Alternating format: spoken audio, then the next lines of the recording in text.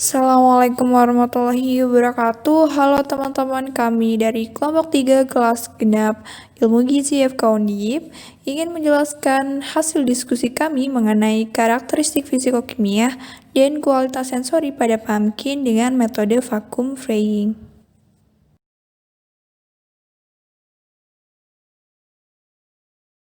Di kelompok 3 ada Inayatul Daraja Majid, Kanti Sari Putra Rizky, Tanesa Nur Ramadhani, dan Rifka Laila Nisrina.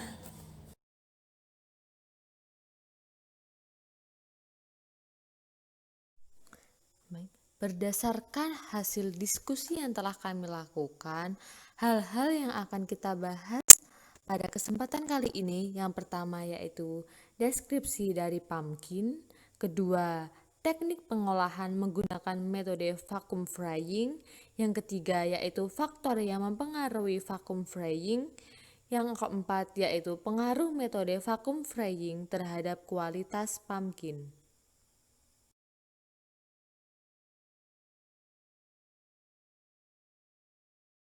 Jenis produk yang kami gunakan adalah pumpkin atau labu. Nah, pumpkin ini merupakan salah satu dari anggota family Cucurbitaceae. Pumpkin ini juga merupakan salah satu dari sayuran populer yang tumbuh secara ekstensif di daerah beriklim sedang dan subtropis. Untuk jenisnya sangat banyak, diantaranya Cucurbita moscata, Cucurbita pepo, Cucurbita maxima, Cucurbita mixta, Cucurbita fascifolia, dan Telfairia occidentalis. Nah, dari banyaknya jenis pumpkin, Cucurbita pepo, Cucurbita maxima, dan Cucurbita moscata ini menjadi salah satu spesies labu yang paling banyak ditanam di dunia. Berdasarkan beberapa survei, negara India ini merupakan salah satu negara penghasil pumpkin yang terkemuka di dunia. Jenis pumpkin yang kami gunakan adalah Cucurbita moscata atau labu kuning.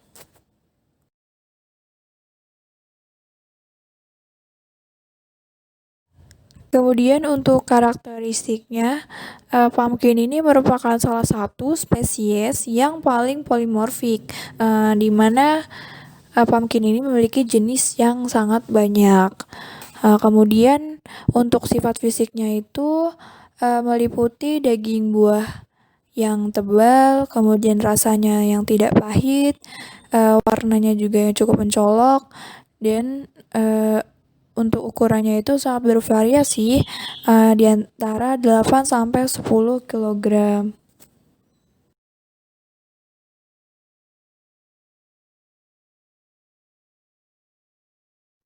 Karena kandungan gizinya yang sangat tinggi, sehingga baru-baru ini pumpkin telah diakui sebagai pangan fungsional. Adapun khasiat dari pumpkin ini menunjukkan adanya sifat antibakteri, antioksidan, dan antiinflamasi. Kemudian beberapa tahun terakhir juga terdapat beberapa penelitian yang mengungkapkan khasiat kesehatan dari minyak biji labu ini terhadap beberapa penyakit seperti hipertensi, diabetes, dan kanker.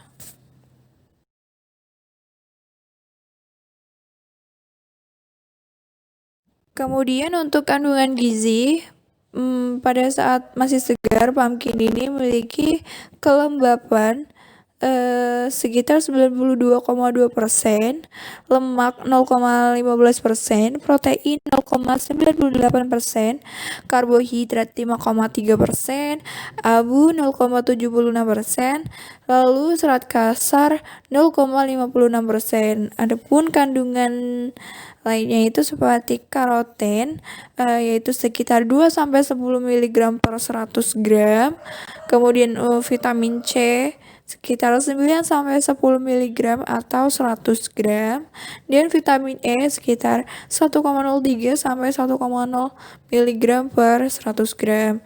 Nah, untuk vitamin dan mineral lain yang terkandung dalam pumpkin ini diantaranya seperti vitamin B6, vitamin K, tiamin, riboflavin, kalium, fosfor, magnesium, besi, dan selenium.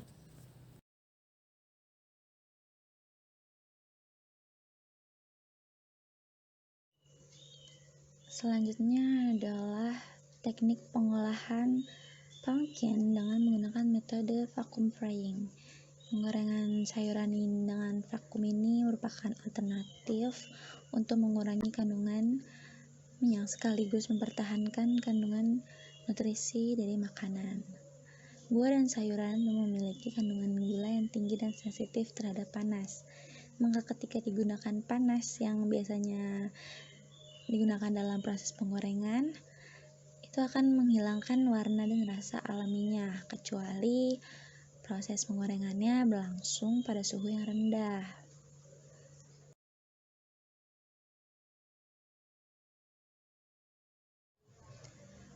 Teknik penggorengan dengan metode vakum ini berfungsi pada tekanan kurang dari 6,65 kPa. Titik didih minyak goreng dan air dalam produk berkurang sehingga menghasilkan penggorengan pada suhu yang lebih rendah. Nah, karena suhu rendah dan kandungan oksigen yang berkurang ini, maka dapat mempertahankan warna, tekstur, dan rasa alami produk. Dan sebuah penelitian juga menyatakan bahwa 60% kadar air dikeluarkan dari irisan labu selama penggorengan vakum dan sekitar 20% minyak diserap oleh irisan goreng. Dan kadar air diturunkan untuk memperpanjang umur simpan produk goreng vakum.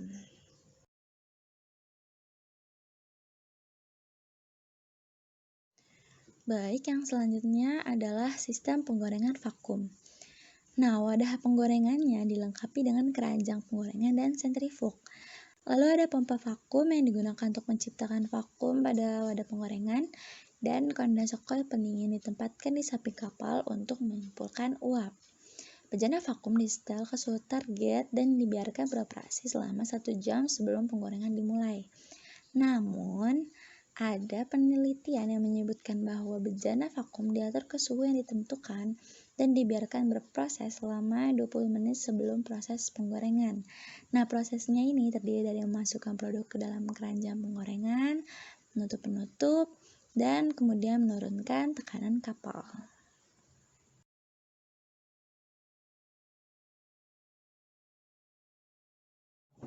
Baik, selanjutnya ada proses dari penggorengan vakum. Ketika suhu minyak mencapai yang ditentukan atau suhu minyak mencapai target, labu kuning dimasukkan ke dalam keranjang stainless steel dan tutupnya ditutup. Karena suhu dan tekanan mencapai kisaran yang diatur atau kisaran yang ditentukan, keranjang termasuk irisan labu kuning dibenamkan dalam minyak dan proses penggorengan pun dimulai sesuai dengan waktu yang diinginkan. Lalu setelah waktu penggorengannya selesai, keranjang diangkat dari minyak dan wadah yang diberi tekanan. Lalu tutup wadah dibuka dan keripik labu dikeluarkan dari keranjang. Langkah selanjutnya ialah keripik labu goreng yang dikeluarkan tadi disentrifugasi pada 400 rpm selama 10 menit dalam suhu kamar. Ini untuk menghilangkan minyak goreng di permukaan, dan kemudian yang terakhir yaitu dikemas dalam kantung polietilen untuk dianalisis lebih lanjut. Nah, proses penghilangan minyak sangat penting untuk menghilangkan minyak di permukaan dan minyak terserap di pori-pori selama menggoreng. Nah, sentrifugasi setelah menggoreng vakum ini bermanfaat untuk mengurangi penyerapan minyak pada produk yang digoreng. Oleh karena itu, penggorengan vakum sering digabungkan dengan proses sentrifugasi.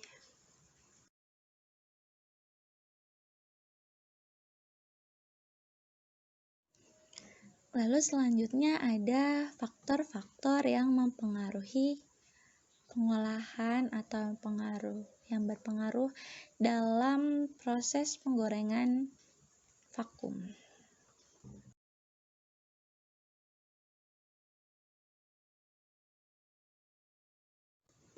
Jadi ada 2 faktor utama yang mempengaruhi proses penggorengan dan produk penggorengan yang diperoleh, yaitu suhu penggorengan dan waktu penggorengan atau lama penggorengan tersebut berlangsung.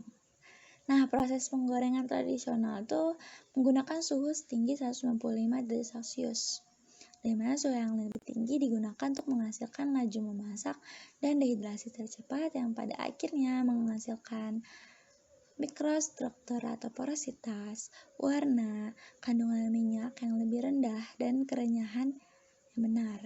Dan menggoreng pada suhu yang lebih rendah di penggorengan tradisional itu tidak mungkin, karena akan berdampak negatif pada kualitas atribut dari produk. Namun, suhu penggorengan yang digunakan dengan metode penggorengan vakum itu berbeda.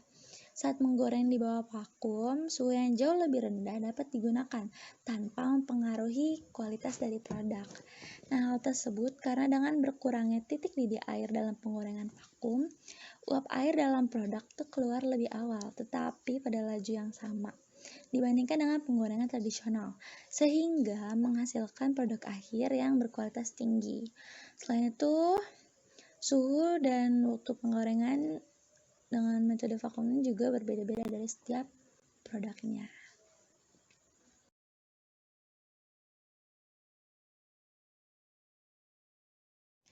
Baik, selanjutnya ada pengaruh dari suhu dan waktu penggorengan selama proses penggorengan vakum. Yang pertama yaitu berpengaruh terhadap kadar air dan aktivitas air. Kadar air dan aktivitas air ini mengalami penurunan yang nyata seiring dengan peningkatan suhu dan waktu penggorengan. Hal tersebut dapat dikaitkan dengan laju penguapan air yang lebih tinggi dari sampel pada suhu penggorengan yang lebih tinggi. Dan semakin lama waktu sampel bersentuhan dengan media panas, juga membantu menghilangkan lebih banyak air dan menghasilkan produk dengan kadar air dan aktivitas air yang lebih rendah. Lalu selain itu juga ada dua transformasi yang terjadi selama proses penggorengan, yaitu penyerapan minyak dan menghilangnya kelembapan. Nah, kalau menghilangnya kelembaban ini dianggap memiliki hubungan dengan serapan minyak. Oleh karena itu, suhu dan waktu penggorengannya ini juga berpengaruh terhadap jumlah minyak yang terserap. Untuk beberapa produk, kandungan minyak bisa mencapai 50% dari beratnya. Namun untuk labu kuning dalam sebuah penelitian, itu menunjukkan bahwa kadar minyaknya itu berkisar antara 22,7% hingga 36,16%. Dan penyerapan minyak lebih signifikan dengan meningkatnya suhu dan waktu penggorengan. Temperatur tinggi menginduksi lebih banyak perluasan jaringan dan pori-pori dalam matriks makanan. Akibatnya, adesi minyak pada pori-pori juga lebih tinggi.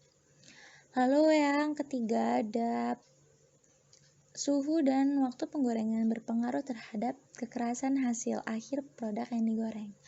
Kekerasan keripik labu ini secara signifikan meningkat seiring dengan meningkatnya suhu dan waktu penggorengan. Dan temperatur minyak yang lebih tinggi menyebabkan hilangnya kelembapan lebih cepat, dan pembentukan kerak juga dipercepat di zona luar sampel. Dan ini mengarah ke peningkatan kekerasan pada produk akhir. Lalu terakhir juga suhu dan waktu penggorengan berpengaruh terhadap kandungan karotenoid dari labu yang digoreng vakum, di mana karotenoid sangat tidak jenuh dan mudah rusak oleh suhu tinggi. Dan kandungan karotenoid semua keripik labu yang digoreng secara signifikan menurun seiring dengan peningkatan suhu dan waktu penggorengan. Semakin tinggi suhu penggorengan, maka semakin besar menghilangnya beta karoten.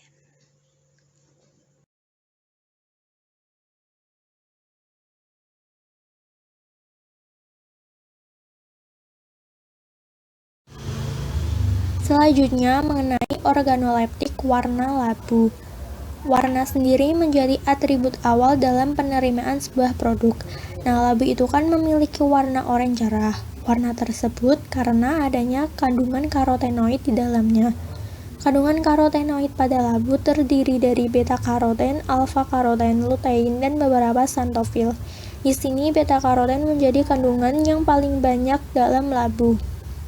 Proses penggorengan dapat menyebabkan adanya degradasi atau penurunan pada kandungan karotenoid, dan proses tersebut juga dapat menyebabkan adanya perubahan warna pada produk akhir.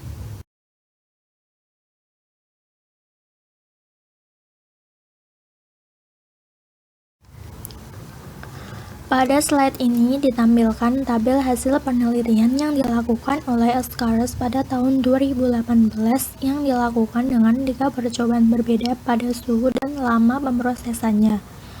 Dalam tabel tersebut dapat dilihat bahwa Hasil warna yang paling disukai oleh panelis adalah perlakuan dengan suhu 80 derajat Celcius selama 20 menit dan pada perlakuan 90 derajat Celcius selama 15 menit. Namun, untuk skor pemrosesan yang paling tinggi dimiliki oleh proses dengan suhu 80 derajat Celcius selama 20 menit, karena produk pada pemrosesan tersebut menghasilkan labu dengan warna kuning muda yang dianggap menarik bagi konsumen.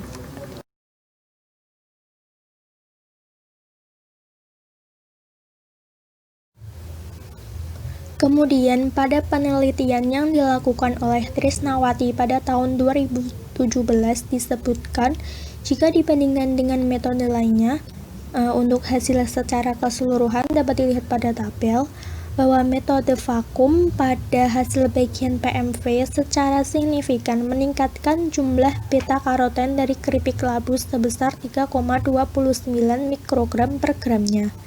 Dalam penelitian tersebut juga disebutkan bahwa metode PMV vacuum frying memiliki skor penerimaan atau kesukaan lebih tinggi dari metode lainnya.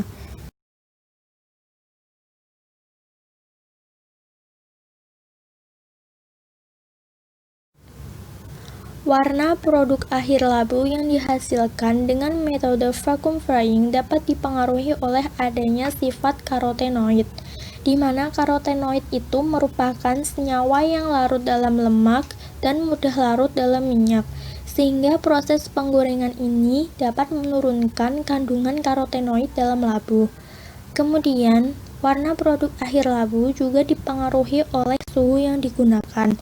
Semakin tinggi suhu dan semakin lama proses akan menghasilkan produk dengan warna yang gelap. Warna gelap pada produk akhir dapat mengindikasikan adanya kehilangan kandungan karotenoid. Semakin coklatnya warna produk akan berpengaruh juga pada daya terima produk, di mana konsumen akan beranggapan bahwa produk tidak menarik karena tampilannya yang gelap.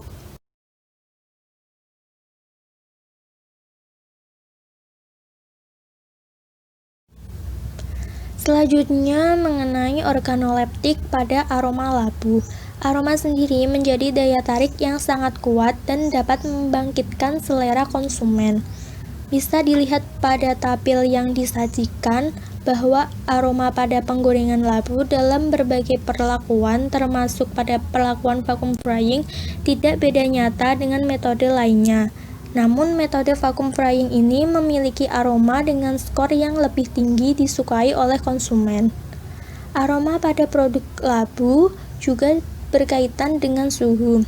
Semakin tinggi suhu, maka aroma pada produk labu akan semakin menghilang karena adanya degradasi panas oleh suhu tinggi.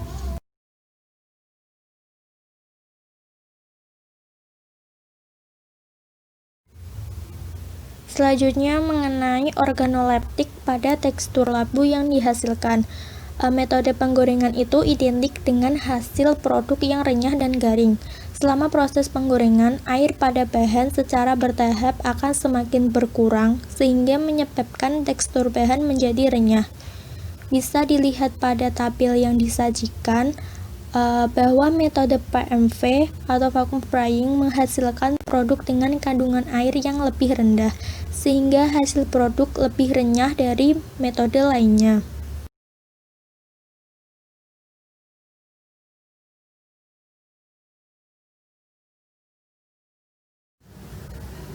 Pada slide ini ditampilkan tabel hasil penelitian yang dilakukan oleh Escaros pada tahun 2018. Untuk menghasilkan produk labu dengan tekstur yang lebih optimal dengan metode vacuum frying dapat dilakukan pada suhu 90 derajat Celcius selama 15 menit. Karena menurut penelitian tersebut, pada perlakuan suhu 90 derajat Celcius selama 15 menit menghasilkan produk akhir labu dengan tekstur yang sangat disukai oleh panelis.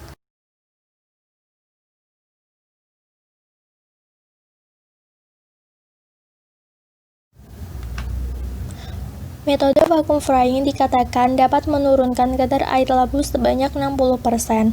Namun turunnya kadar air labu dipengaruhi juga oleh suhu yang digunakan. Semakin tingginya suhu yang kita gunakan dan lamanya proses inilah yang berpengaruh pada hilangnya atau turunnya kadar air bahan yang nantinya berpengaruh pada produk akhir. Titik didih vakum dengan waktu yang semakin lama dapat mengakibatkan adanya penguapan air yang tinggi pada bahan, sehingga akan menghasilkan produk yang lebih renyah.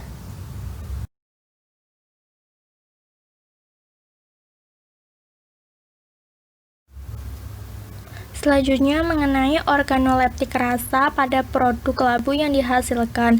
Rasa pada suatu produk itu berkaitan dengan penerimaan antara suka atau tidak suka.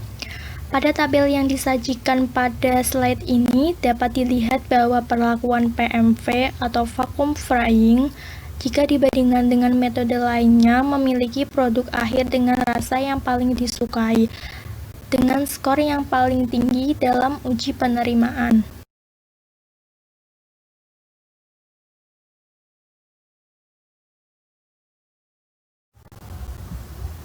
Pada slide ini ditampilkan tabel hasil penelitian dengan metode vacuum frying yang dilakukan pada berbeda perlakuan. Dihasilkan bahwa perlakuan yang paling optimal dilakukan pada pemrosesan dengan suhu 90 derajat Celcius selama 15 menit.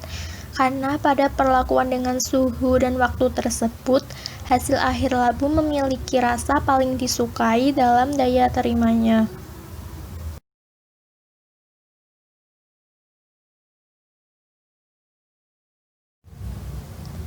Rasa yang dihasilkan pada produk akhir labu berkaitan juga dengan tekstur, warna, dan suhu pada penggorengan. Semakin lamanya proses dan semakin tingginya suhu dapat menghasilkan warna produk menjadi coklat dengan tekstur yang sangat kering. Bahkan semakin coklatnya produk pangan biasanya mengindikasikan adanya rasa pahit atau gosong.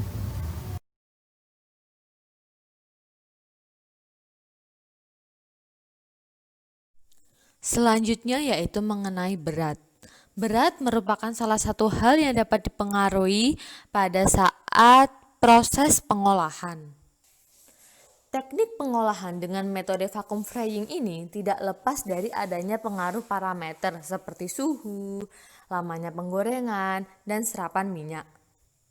Semakin lama proses pengolahan yang dilakukan, ini dapat menyebabkan air dalam bahan, yaitu di mana pumpkin ini, airnya akan menguap sehingga menyebabkan kadar air dalam pumpkin akan menjadi turun. Akhirnya mengakibatkan bobot pada pumpkin ini menjadi lebih rendah. Begitu pula pada suhu dan serapan minyak. Pada kondisi suhu yang tinggi dan minyak ini masuk pada pumpkin, ini dapat menyebabkan air dalam pumpkin ini menguap sehingga kadar air akan turun dan bobot pun akan menjadi lebih rendah.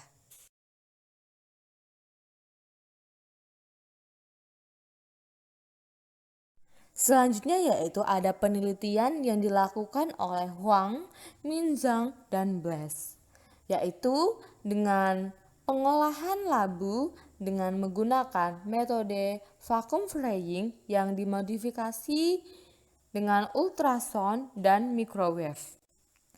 Hasil dari penelitian ini yaitu pada pengolahan labu dengan daya yang lebih rendah menghasilkan kadar air yang jauh lebih tinggi dibandingkan dengan daya yang lebih besar. Pada daya 600 watt, kadar air dalam labu sebesar 8,54 gram. Pada daya 800 watt, kadar air pada labu sebesar 8,09 gram dan pada daya 1000 watt, kadar air dalam labu sebesar 7,85 gram. Daya yang besar ini berkaitan dengan tingginya suhu. Telah disebutkan bahwa pada keadaan suhu yang tinggi ini dapat menyebabkan penguapan air pada labu sehingga kadar air akan menjadi rendah dan bobot pun akan menjadi lebih rendah.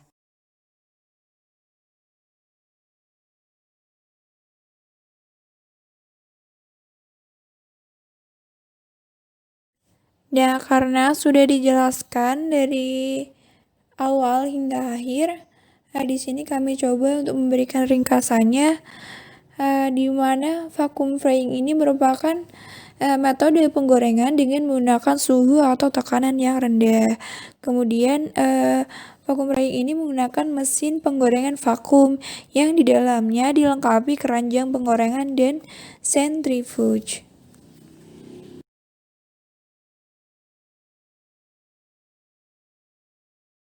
Kemudian untuk proses penggorengannya ini dimulai dengan persiapan alat dan bahan, meliputi pengupasan, pencucian, dan pemotong labu. Dilanjutkan dengan persiapan mesin penggoreng, yakni mengatur suhu minyak dan dibiarkan selama 20 menit. Nah, ketika suhu sudah mencapai yang ditentukan, labu kuning ini dimasukkan ke dalam keranjang lalu ditutup. Kemudian setelah penggorengan selesai, labu diangkat dan disentrifugasi pada 400 rpm selama 10 menit dalam suhu kamar untuk menghilangkan minyak goreng permukaan, lalu dikemas dalam kantong polietilen untuk analisis lebih lanjut.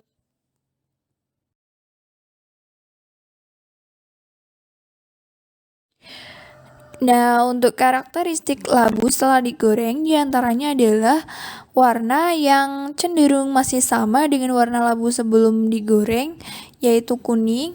Kemudian untuk aromanya itu aroma khas labu, di mana aroma ini akan semakin hilang seiring kenaikan suhu. Kemudian untuk rasanya ini rasa pada labu yang digoreng itu tidak pahit. Namun jika terlalu lama digoreng maka dapat menimbulkan rasa pahit. Kemudian untuk beratnya itu berat labu akan berkurang seiring lamanya waktu penggorengan.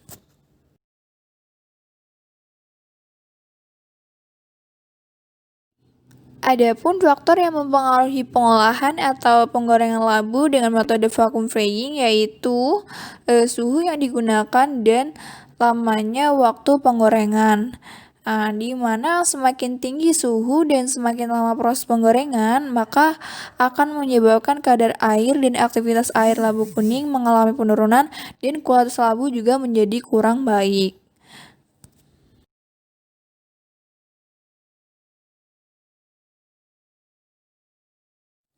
Baiklah teman-teman, mungkin itu saja yang bisa kami sampaikan. Semoga bermanfaat dan kurang lebihnya mohon maaf. Sekian dari kami, terima kasih. Wassalamualaikum warahmatullahi wabarakatuh.